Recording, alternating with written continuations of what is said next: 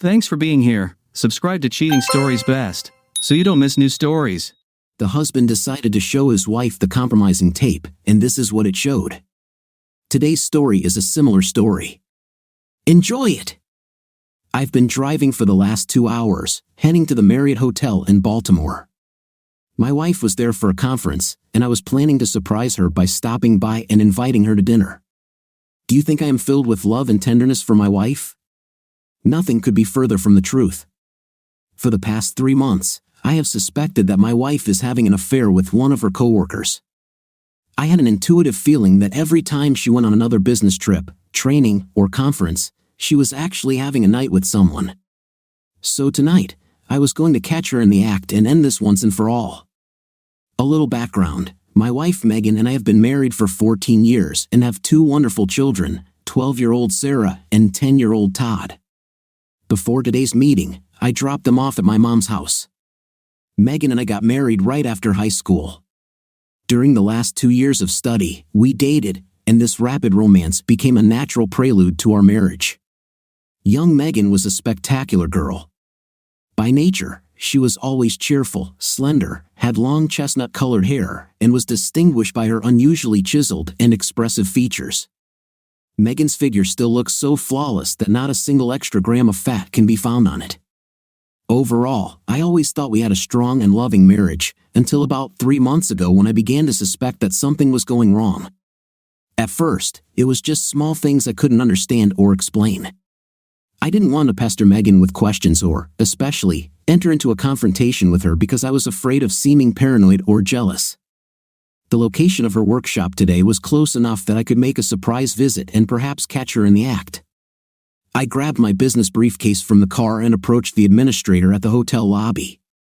"Hi, I'm Phil Jenkins," I introduced myself at the reception desk with a brief smile and a businesslike demeanor. My wife Megan came to an insurance conference and told me she was staying in room 214. She said I could get the key here. After tapping on the computer keyboard and checking the entries, the employee nodded and turned around to get the required key.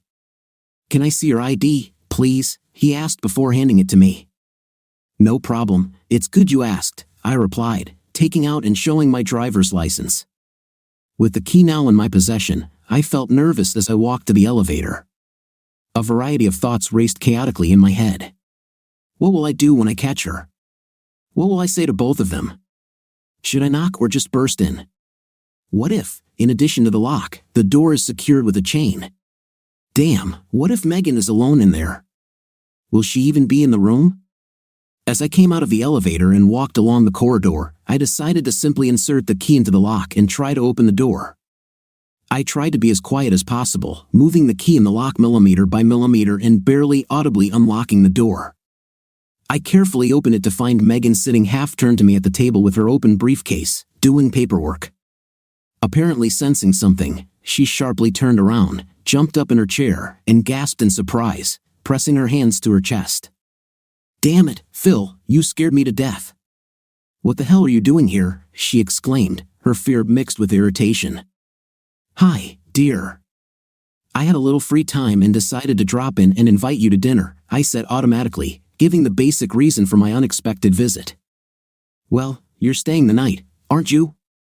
"I could use a little company," Megan said, having recovered from her shock. She came closer and kissed me deeply. It looks like my grand plan to catch my cheating wife had fallen apart and turned into a complete fiasco.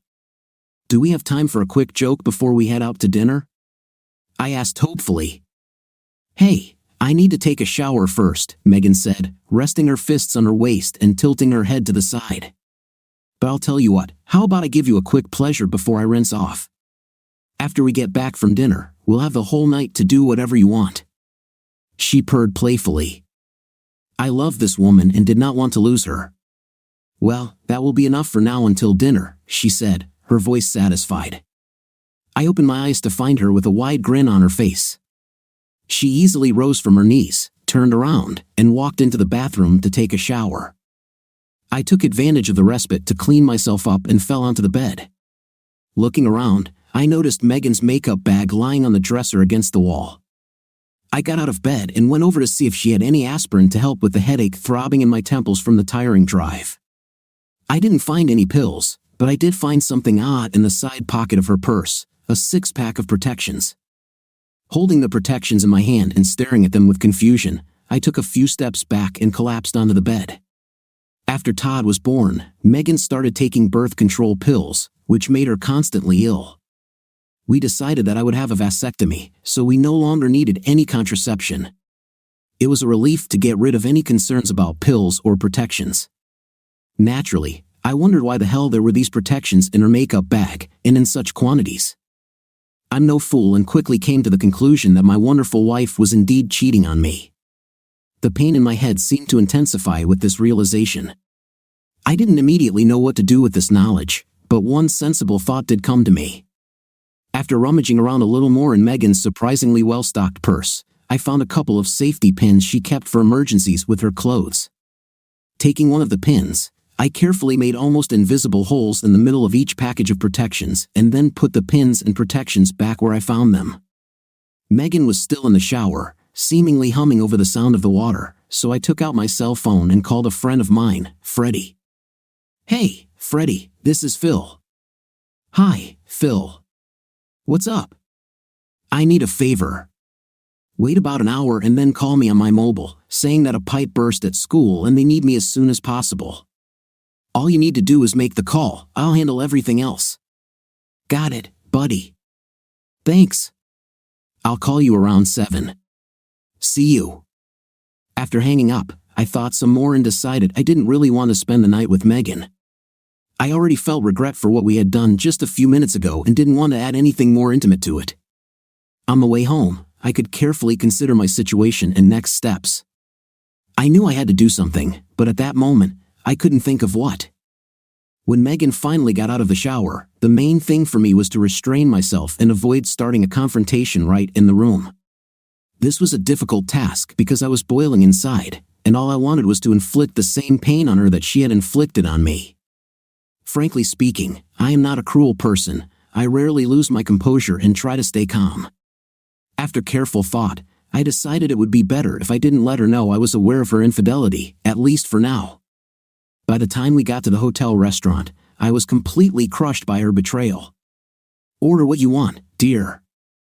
I can pay for everything," I suggested as casually as I could.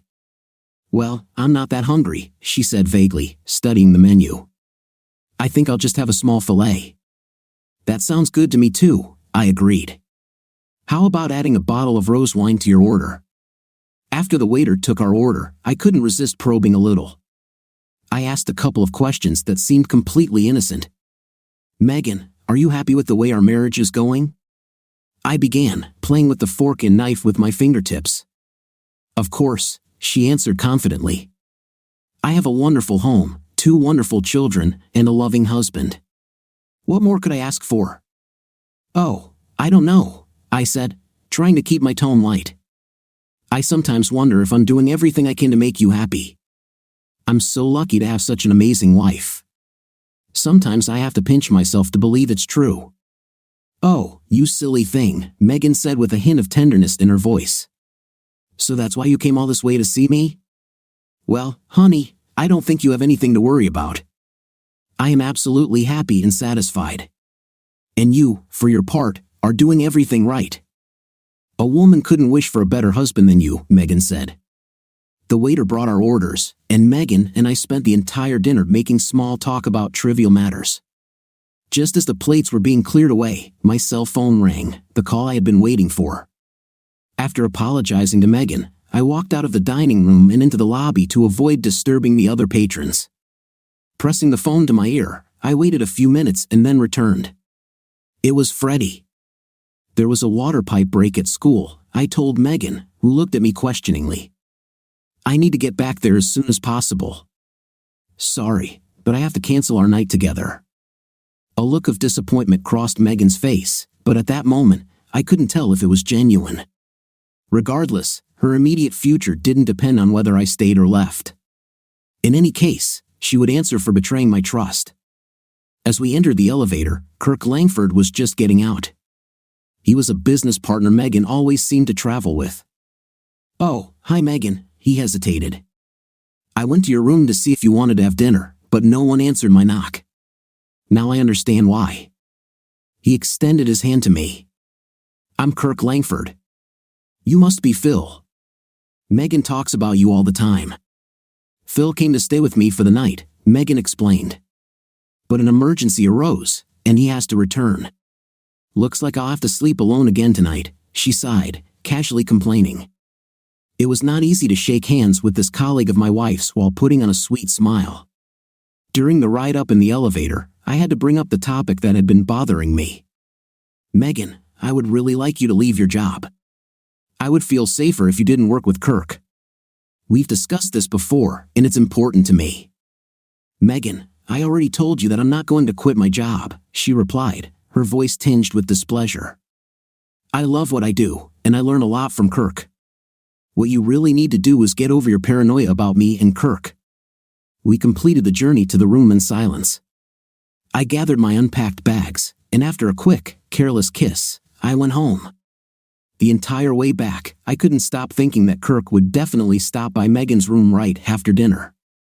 I didn't even want to imagine what they would do next, given the anger overwhelming me. By the time I got home, I felt exhausted, mentally drained, and my head hurt almost worse than before. By evening, I had begun to hate my wife for what she had done to me.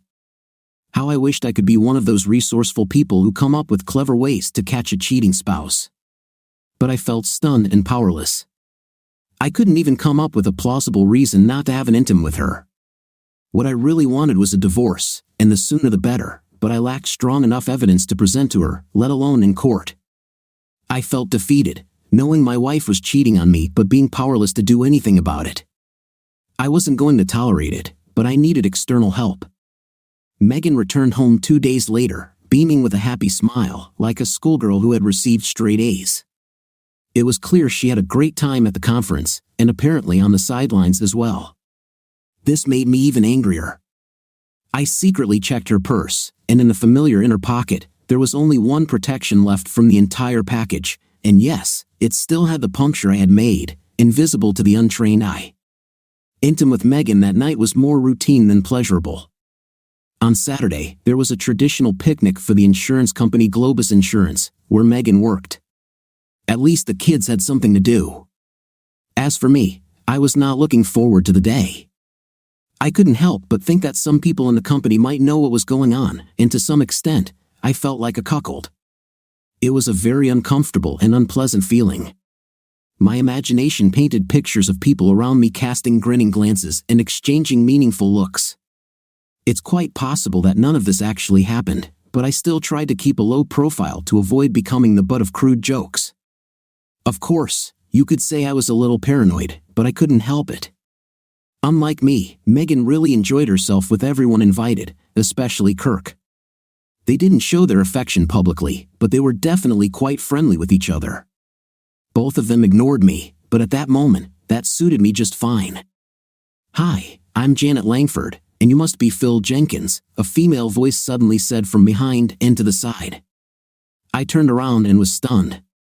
Until that moment, I thought my wife looked great, but Janet Langford was the epitome of a flamboyant pin-up beauty straight out of a magazine spread.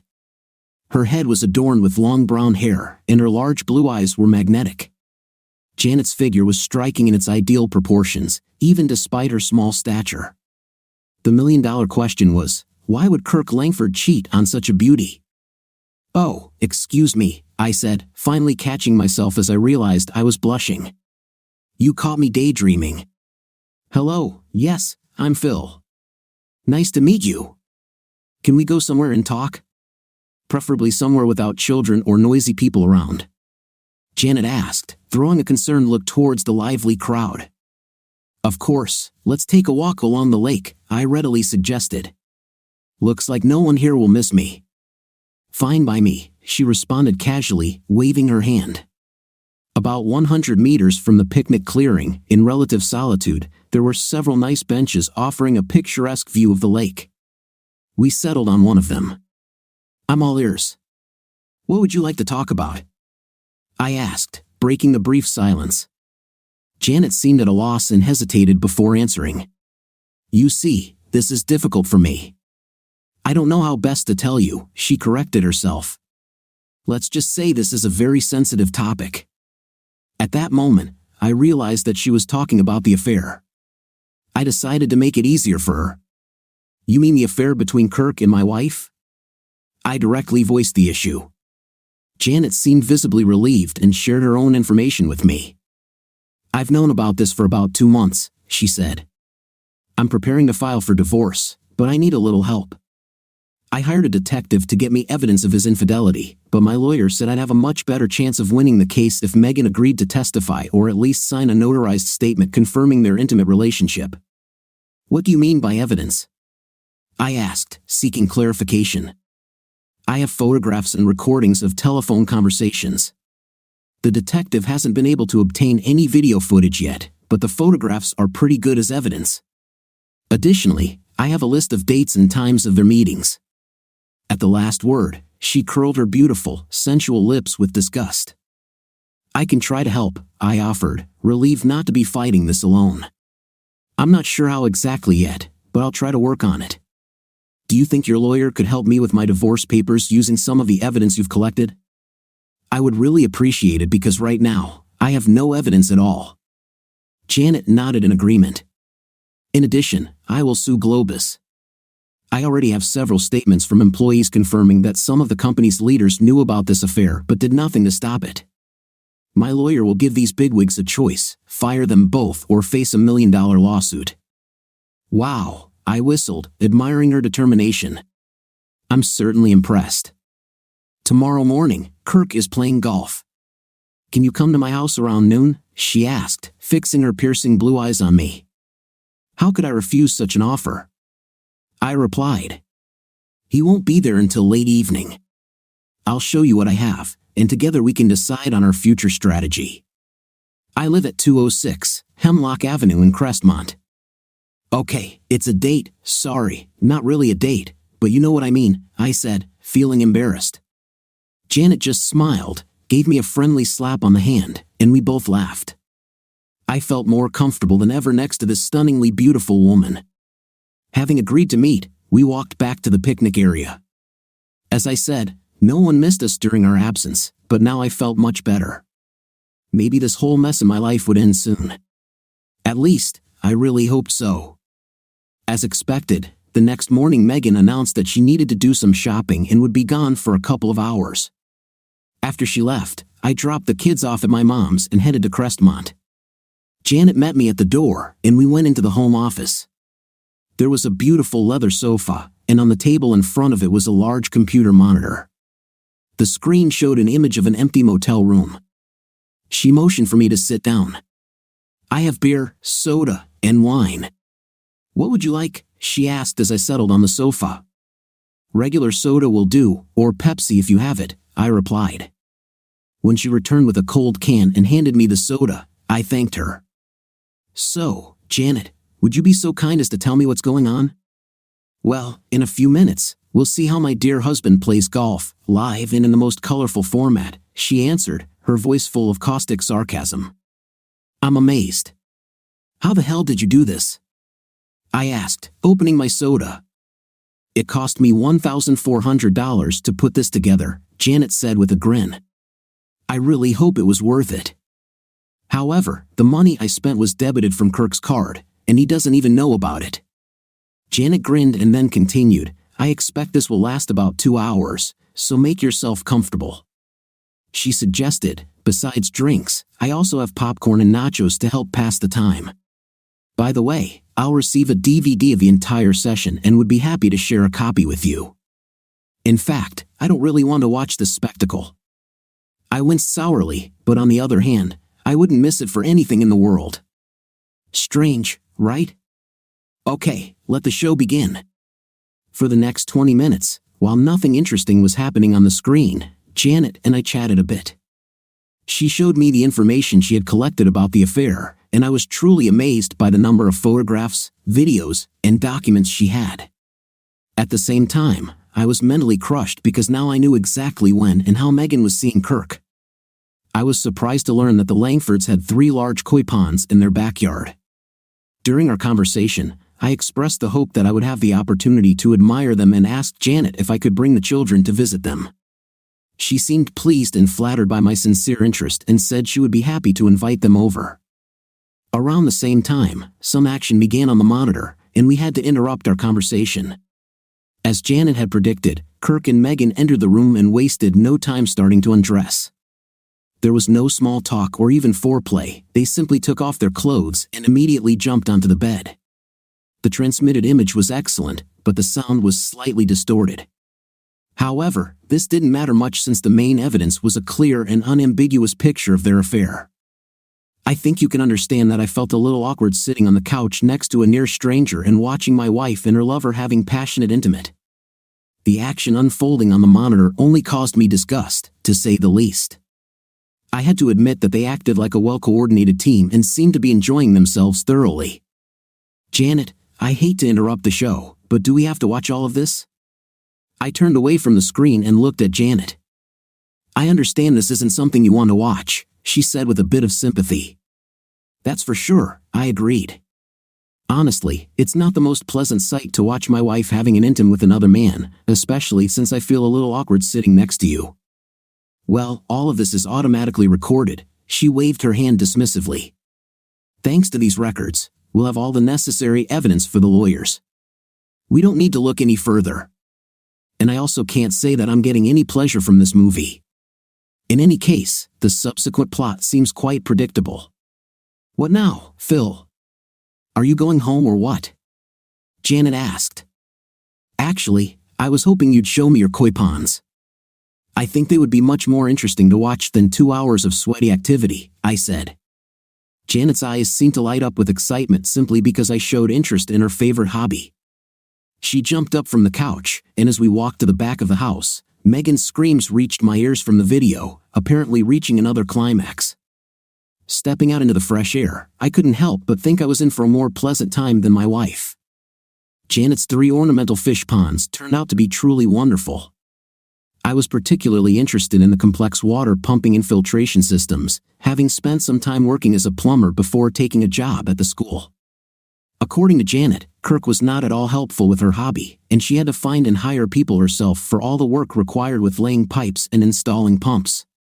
Hearing this, I, of course, offered to come and help her any time. Kirk went off to play his favorite golf. Honestly, I wasn't trying to hit on Janet, I just wanted to learn more about the koi ponds. However, spending more time with this striking woman was an added bonus.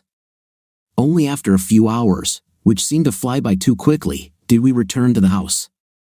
The picture on the monitor showed that the motel room was already empty, so we decided it was time for me to go home, too.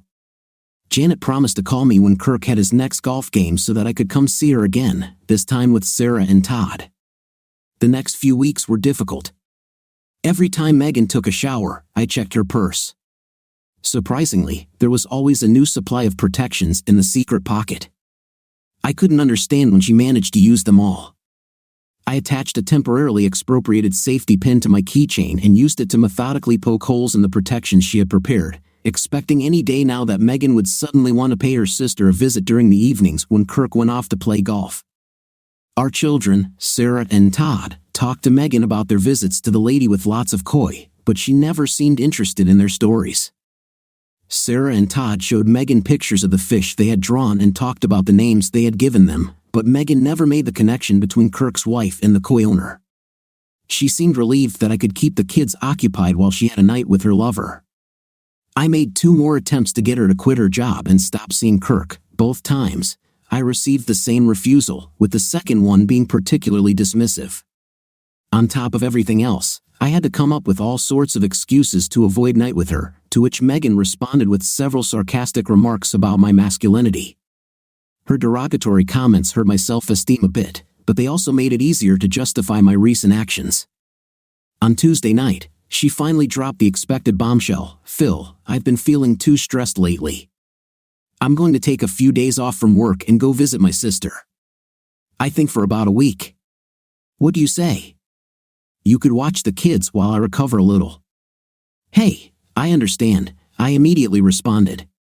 You work a lot of overtime and stay late at the office, so yes, I think it would be good for you to relax and unwind.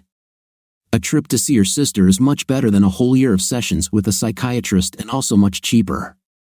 Go and have a good time, and I'll take care of everything."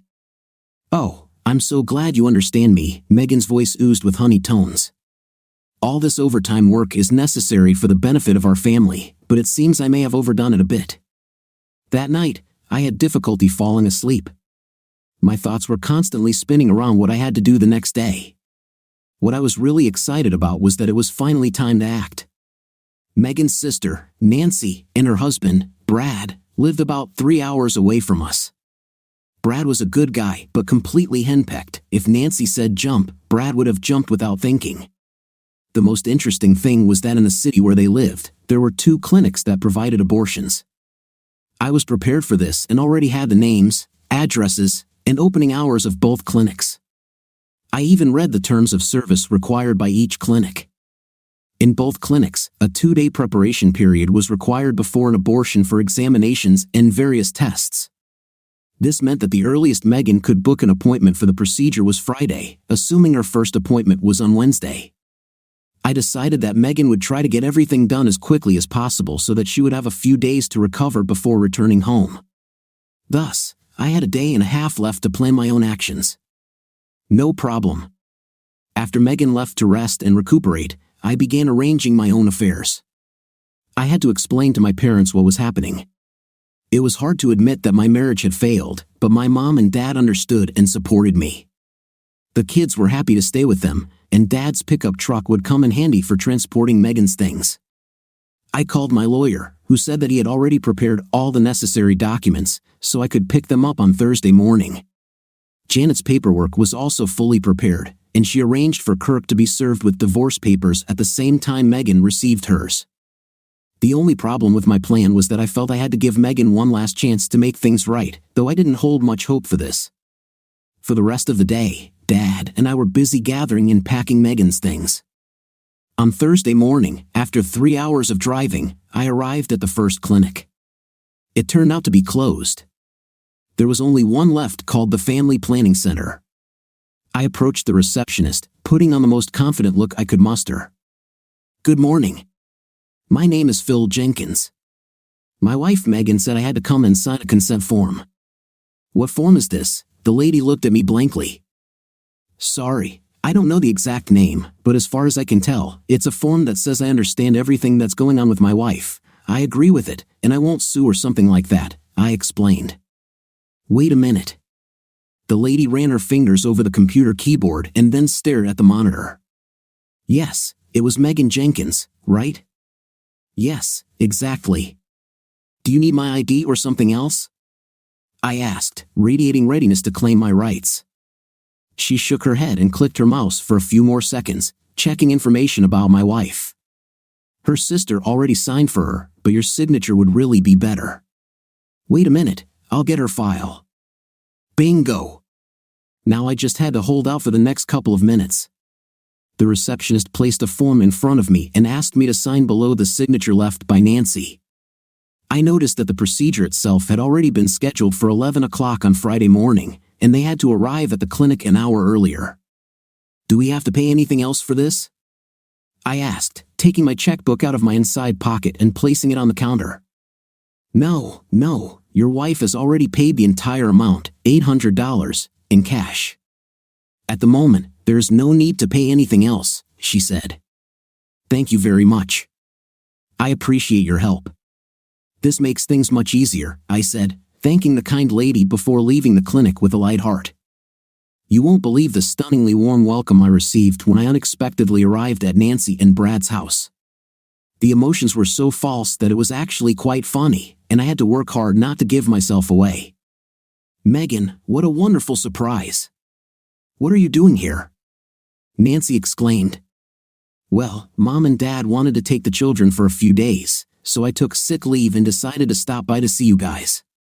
I thought I could use a little break, too," I said with a completely innocent look. After this news, a surprised silence fell over the room. I saw them start looking at each other, their minds probably racing to figure out how to handle the situation. I had put them in a difficult position, and now they had to find a way out. I noticed Nancy stand up and nod at Brad to join her in the kitchen. Smiling tightly, she hurried out of the room, and Brad rushed after her. While they were in the kitchen, Megan kept me busy with small talk and chattering about various trifles. A few minutes later, Brad returned to the room, now alone. "Phil, I have a great idea," he blurted out with feigned enthusiasm. "Tomorrow, I can take time off from work and borrow a boat from my friend Jack. We can get out of here early and spend the day at the lake. There's excellent fishing there, and sometimes you come across some great catches. Besides, this way, we won't bother the ladies. How do you like that idea, buddy?" He stared at me with a hint of worry. "Sounds tempting, Brad. A calm day on the lake will definitely relieve me of my worries." "It's decided. By the way, find out if Jack can come with us," I said. "Okay, fine. I'll arrange everything," Brad promised, pleased to have successfully completed his task from Nancy. The relief on the faces of all three was evident. We had a serene dinner and spent the rest of the evening chatting about nothing. Intim that night was, of course, out of the question, as Megan didn't want her sister to hear any indecent sounds. The next morning, which turned out to be clear and sunny, Jack showed up early in his pickup truck with a trailer containing a boat. Brad was preparing lunch in the kitchen, filling his thermal bag with beer.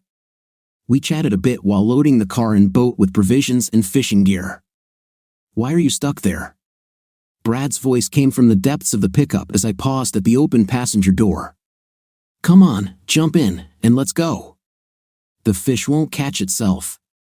"No, Brad, I decided not to go," I said, leaving him dumbfounded. "I suggest you and Jack get some rest today because I don't think you'll want to see Nancy in the next few hours." Brad argued with me for another 5 minutes about whether I should go with them or not, until I finally had to be rude. After a few well-chosen curse words and some physical threats, Jack and Brad left. I returned to the house and poured myself a cup of coffee. After some searching, I found Nancy's cell phone and turned it off. I then picked up the landline and dialed my father's number. He always got up early, so Dad and I talked for about 2 hours. During our conversation, the incoming call waiting signal came on about 6 times. It must have been Brad trying in vain to reach Nancy. He never succeeded and finally gave up. Then I heard some noises coming from upstairs. Apparently Nancy and Megan were waking up and getting ready. I said goodbye to my father and prepared for the inevitable fireworks. I cleared the home phone's answering machine of Brad's missed calls and turned Nancy's cell phone back on. In less than 2 hours, both sisters were supposed to be at the family planning center. I had to face 2 angry and hissing cats soon. Well, I was ready. The boys and I had already drained the first coffee pot, so I filled it up and sent a new one for my loving wife and her sister. "Phil, what the hell are you doing here?" Megan gasped, stopping abruptly at the kitchen threshold. "For some reason, I didn't want to spend the whole day fishing," I answered, shrugging. "I decided to spend the day with you too. I was thinking we could go to some nice place and have lunch together. What do you think of the idea?" I needed to get home that night, so I didn't want to spend the whole day with Brad and Jack in that stinking boat. No, this won't work," they began to shout, glancing at each other. Megan took the floor. "Nancy and I have some plans for today, and we'd prefer to go into the city together. I can go with you anywhere and at any time, but Nancy and I only see each other a couple of times a year." "Damn it, you'll be here all week, Megan," I protested. "I think you can give me at least half a day since I've come all this way. You'll have the rest of the week to do your girly things with your sister." Nancy grabbed her cell phone and hurried out of the kitchen, hitting the speed dial button along the way. Megan collapsed into the nearest kitchen chair, curling up as if a truck had just crashed into her stomach. Even a few walls away, we could hear Nancy on the phone yelling at poor Brad, as if he had just committed the crime of the century. I felt sorry for the guy, but he married her with his eyes open. "Phil, I don't want to fight about this, but Nancy and I really don't want you following us around today. Our whole day is scheduled minute by minute, and you don't fit into it at all," Megan said angrily, her voice clearly approaching storm level. Okay, I raised my palms. "Tell me what your plans are for today, and then I'll decide what to do. If I don't like it, I'll do something else. And I still don't understand what the problem is because you have a whole week ahead of you here, and I only have today. Listen, are you by any chance dating a couple of guys?" I threw in, assuming it was a joke. "No, damn it, we're not dating any guys." Megan began to boil. "We just wanted to go shopping and maybe buy a few intimate items, like panties and cute nightgowns, and we don't want you hanging around and staring at us when we try them on."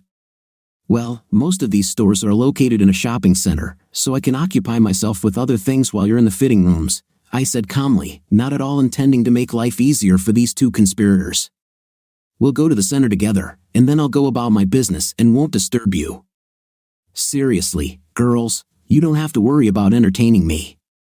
When it's time for lunch, I'll take you to some fancy place to make up for any possible inconvenience." I suggested this with my most innocent eyes, looking from Megan to her sister, who had reappeared in the kitchen. Nancy stood in the doorway, filled with bile, and glared at me.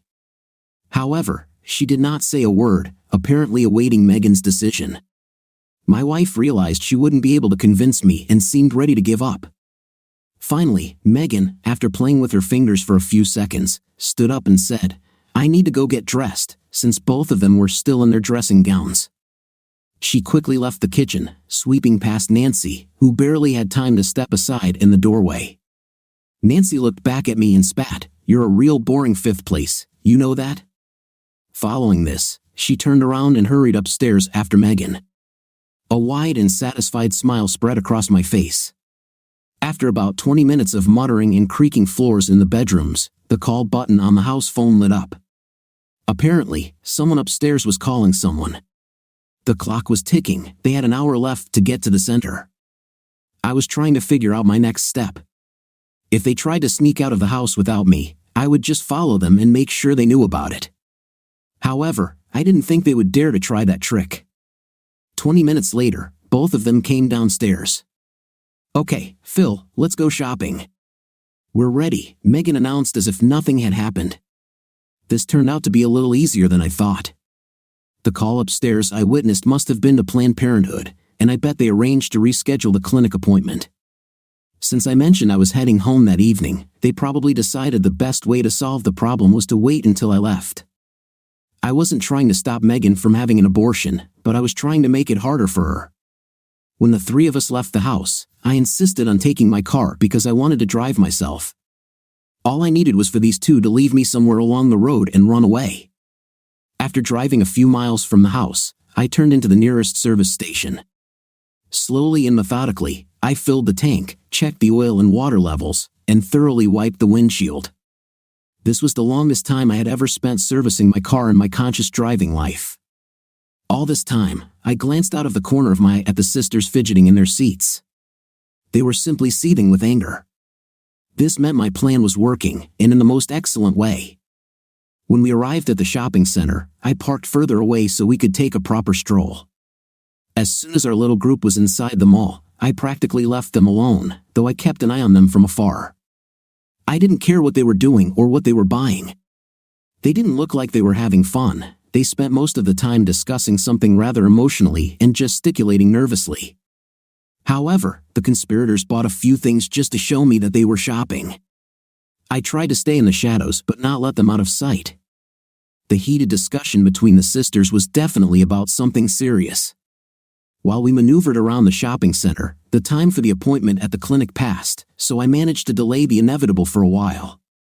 Of course, I understood that Megan would still have the procedure, so I wasn't going to interfere further with the course of things. Shortly after noon, Nancy and Megan returned to the mall's central courtyard, where I had arranged for them to finish their shopping. We had lunch at a nice Olive Garden restaurant and returned home around 2 o'clock in the afternoon. On the way home and even during lunch, there was little conversation. I tried to restrain myself, but I couldn't help smiling. I knew these two hated me right now, but I didn't care. What a wonderful feeling. After lunch, I grabbed a couple of bottles of beer from the refrigerator and relaxed on the couch. Soon, Brad finally returned home from his fishing trip and was immediately bombarded with verbal abuse from Nancy, which lasted at least half an hour. Unable to withstand such an aggressive attack, Brad barely slipped out the door and disappeared for a couple of hours. He returned for dinner, and when I saw him for a second, it seemed to me that after the verbal battle with his wife, the poor fellow's face had flattened a little and his ears had curled into tubes. But perhaps in the twilight, I only imagined it. After the girls finished with the dishes, I asked Brad and Nancy if Megan and I could talk privately in the kitchen. Nancy gave me one of her amused grins, and they both walked into the living room. It was clear from Megan's appearance that she was still upset about what had happened that day, and in her state, it would be difficult for me to find common ground with her. "First of all, Megan, I would like to ask you again, could you please, I insisted, quit your job and stop dating Kirk Langford?" Her cheekbones tensed as Megan clenched her jaw and apparently could only barely restrain herself from hitting me. "Damn it, I don't want to hear that crap ever again," she hissed through her teeth. "I'm tired of you constantly harping on this, and I'm not going to waste my time answering your stupid questions anymore. You already know the answer. He's the same as he's always been, and that won't change now either. Change the record or get the hell out of here," she said irritably, her eyes flashing. Not surprised by what I heard, I reached for a voluminous envelope made of thick manila paper that was lying next to me on the chair and took out another envelope of regular size from it. "Well, Megan, I've asked you this at least 10 times over the past 2 months, and each time you refused to comply with my request." I had no other choice, I warned her, sighing. "Megan, here are the divorce papers." I put my hand on the large envelope. "All you have to do is sign them and mail them. As you can see, they come with a stamped, self-addressed envelope. If you decide that you need a lawyer to review the papers, please do so. That is your right." Megan looked at me intently, then leaned forward, looming in front of me and resting her hands on the table. "You are stupid," she growled angrily. "You can't divorce me just because I don't want to quit my job or only hang out with friends you approve of. If you want a divorce, you must have good reasons for this, and you don't have them." She pushed away from the table and stepped back, sitting on the chair and leaning back. The look in her eyes was cold and hard. Her straight back and crossed arms indicated that my stubborn wife was not going to compromise. "I think it's time for you to go home and pull yourself together," she continued. "I'm your wife, and I don't intend to leave my home and family just because you don't like where and with whom I work." "Well, that means it's time to launch a counterattack," I said evenly. "Megan, why did you come to visit your sister this week?" "What a witty question," she said sarcastically. "You yourself know why. We discussed this before I came here." "It was a lie, and you know it," I stated in the same measured manner. "So what was the real reason? Come on, tell me, since you're such an all-knowing idiot." Megan scoffed again. "Why did you and Nancy go to Planned Parenthood on Wednesday?" I asked, looking into her eyes and laying out my first trump card. The kitchen suddenly became very quiet. My beloved wife seemed to shrink a little and began to fidget slightly in her chair. It seemed that some of her bravado had also disappeared. I don't understand what you're talking about," she muttered a couple of tones lower. I leaned over the table, bringing my face closer to hers, and asked in a quiet, gloomy tone, "For what purpose did you pay Planned Parenthood $800 in cash?" Bam! Here comes blow number 2, which seemed to lead to some kind of knockdown, because this time there was no response at all from the other side of the table. Megan seemed to be looking in my direction, but her gaze appeared directed anywhere but at me. It was obvious that she was feeling quite awkward right now. You could even hear her swallow as if she had something bad tasting stuck in her mouth. "So why did you make an appointment at Planned Parenthood for 11 in the morning? What exactly were they going to do for you for the $800 you paid them?" I continued to press Megan, not giving her a chance to take a break or come up with new lies. "Damn you! Stop bothering me with something you have no idea about. It's none of your damn business why I was there or what I did." Megan's anger flared up with renewed vigor, forcing her to raise her voice. "Megan, they perform abortions at Planned Parenthood," I countered her attacks with my knowledge. "You know it, I know it, and everyone in this town knows it. And since I've tied myself up a long time ago for your convenience, why on earth did you need to have an abortion?" "I think your operation wasn't as successful as you think," she said. "Maybe you better check yourself." In response, I took out another envelope that had been waiting for its turn. "Here are 3 laboratory reports, from 2 months ago, from a month ago, and from last week. In bed, I only shoot blanks, and I have all the documents confirming this. Now, Megan, would you like to show me the report from Planned Parenthood that says you are not pregnant?" "You are a real stupid man," she snapped, not wanting to give up even in the face of obvious and indisputable facts. But this is still not enough to justify a divorce. Why the hell not? Just admit that you've been messing around with Kirk Langford for the last 6 months and get it over with. We are both adults and know what really happened, and you continue to blatantly lie and dodge. I couldn't stand it this time and flared up. Because you have no evidence that I did anything with anyone other than you, she snapped. And in general, I don't want to sit here for a minute longer and listen to you rant about something that never happened. So you never had an intimate with Kirk Langford? I asked. No, she exploded.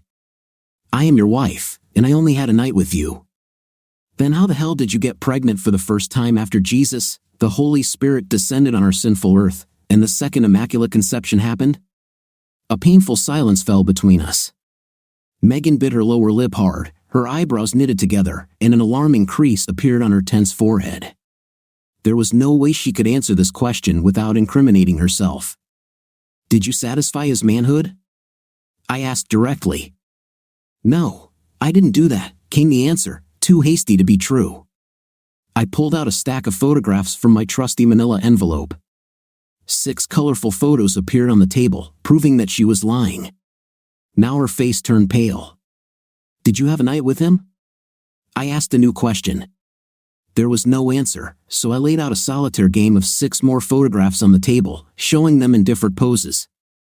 When I put another stack of photographs on the table, she couldn't stand it and started screaming at me. Stop it! That's enough, damn it! Enough! Okay, fine, I said. I see that you were spying on me. Megan snorted with venom in her voice. I would have thought she would break down and be ashamed of her betrayal, but that was not the case. Instead, I became the main accused again. You're a damn mean stupid, you know that? She angrily attacked me. If you knew something was going on, why didn't you just stop it like a real man? No, all you do is sneak around and take pictures like some dirty pervert. I'm sick of your pathetic whining. Just then, my cell phone rang, and I took it from the table. Hi, Dad. Okay, 10 minutes will be just right. Thank you for calling. As soon as I disconnected, she immediately blurted out, what does all of this mean? This means that Dad is already bringing your things here to Nancy. He should arrive in about 10 minutes. By the way, our house now has new locks. If we forgot to pack something, just let me know, and I will pass it on to you. Megan's face turned into a frozen mask, and she was petrified in her chair, unable to utter a word. I took out something else from the same envelope. Here are the documents for your car. I copied them to you. Here in this envelope is half the money from our bank accounts, about $1,200. Having pushed the envelope with all the papers to the other edge of the table, I continued, as for the children, here's my proposal, you will have the right to see them once a week. I am willing to allow you to stay in the house overnight provided that you make a written statement about your connection with Kirk Langford, and it will be certified by a notary. Oh, I almost forgot, I raised my finger. I still have a DVD that I didn't have time to show you. It contains a recording of you and Kirk's visit to the Scandia Motel on May 10th. The video lasts 2 hours and shows very clearly and in all details how you two were tumbling there and doing everything that is shown in these photographs. Having collected all the pictures on the table into a pile and waving them in the air, I said, just so you know, I personally didn't do any of them. I really didn't care what you did with him. I just really don't like being taken for a fool, and the last thing I'd like to do is leave you this souvenir as a memory of our former love. I removed the safety pin from my key fob and handed it to Megan across the table. What? What the hell is this? She muttered, staring at the small object glinting on my palm as if it were some kind of disgusting insect. This, dear wife, is the pin I used to poke tiny little holes in all your protections for the last 2 months. I wonder if you know that in the last couple of weeks alone, you've used 48 rubber bands. Apparently, old Kirk was getting more intimate from you than I ever dreamed of. He's just a lucky guy. You pathetic little weasel, she squealed. This is the most disgusting thing I've ever heard. You really are a dirty idiot. No, dear, I replied, the most disgusting thing is to have a night with someone to whom you are not married. I may be a man, but you are the ultimate cheater. Outside the window, the noise of an approaching car was heard. Rising from the table, I threw the safety pin, which had played its role, on top of the manila envelope with documents and photos. "Now excuse me, I need to run. I see Dad just drove up to the house. By the way, in case you haven't noticed, you never apologized for what you did or asked for forgiveness. I don't think you deserve to remain my wife. Goodbye, Megan, and enjoy your abortion on Monday." When I finally left the kitchen, the sounds of her sobs followed me. Nancy, like a mother hen, rushed from the next room to comfort her sister. Brad followed me out onto the porch. "What the hell are you doing, dude?" he exclaimed, grabbing my hand. "You two have been married for 14 years. You can't just throw it all away because of some misunderstanding." "Misunderstanding? Brad, do you know exactly why my wife came to visit you and Nancy?" I asked sarcastically. Carefully releasing my sleeve, he looked at his feet for several seconds, then looked up at me apologetically. "Sorry, Phil. Let me help you unload the pickup." We unloaded the truck in about 10 minutes. All this time, Megan's lamentations and sobs could be heard from the kitchen, intensifying and then subsiding slightly. I didn't know why she was crying, and to be honest, I didn't care. Kirk and Megan were fired from Globus the following week. Megan refused to sign the affidavit. However, the lawyer said he already had strong enough arguments for the court. After leaving Nancy and Brad's house, I heard nothing more from my loving wife after that evening. She didn't even show up to visit the children, who didn't seem to mind or miss her too much as they had developed a good connection with Janet. We spent a lot of time together, mostly as one big, outgoing family. During this period, Janet and I did not have a night or even talk about it.